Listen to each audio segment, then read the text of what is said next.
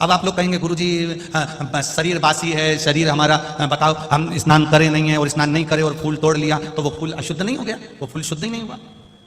वायु पुराण कर रही है, वायु पुराण वर्णन कर रही है, भगवान को चढ़ने वाला पुष्प जब हम डाली पे से उतार कर लेकर आते हैं और लाकर हम भगवान के पास में कहीं स्थान पर रख देते हैं, और स्नान करने के बाद जब हम शंकर भगवान को या कोई भी राम जी को, कृष्ण जी को, ठाकुर जी को, देवी जी को वो पुष्प जब समर्पित करते हैं तो उससे ना जाने कितने कितने दोष हमारे जीवन के समाप्त हो जाते हैं। ये वायु पुराण वर्णन कर, ना जाने कितने कितने दोष हमारे समाप्त हो जाते हैं। ये वायु पुराण कर, ये वायु पुराण कर। पुष्पशु महापुराण की दो बातें अपनी जिंदगी में उतार कर रखना।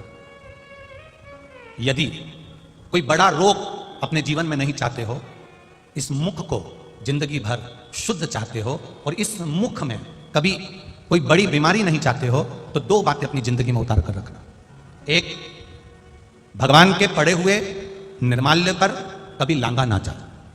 दूसरा, अपने मुख में पान खाकर, गुटखा खाकर या कोई वस्तु खाकर जो मंदिर के लिए रास्ता जा रहा हो, भगवान की कथा के लिए रास्ता जा रहा हो, भगवान के द्वार पर रास्ता जा रहा हो, वहां अपने मुख से थूका ना जाए। जितने लोग पार कर कर जाते हैं उतना दोष आपको लग जाता है और आपका जीवन नष्ट हो जाता है।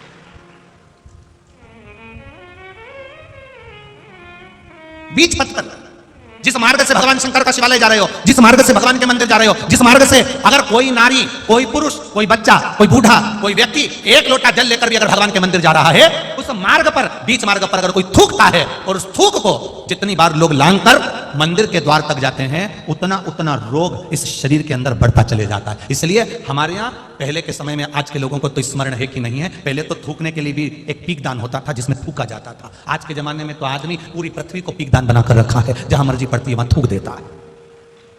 ये श्रेष्ठता नहीं है हमारी।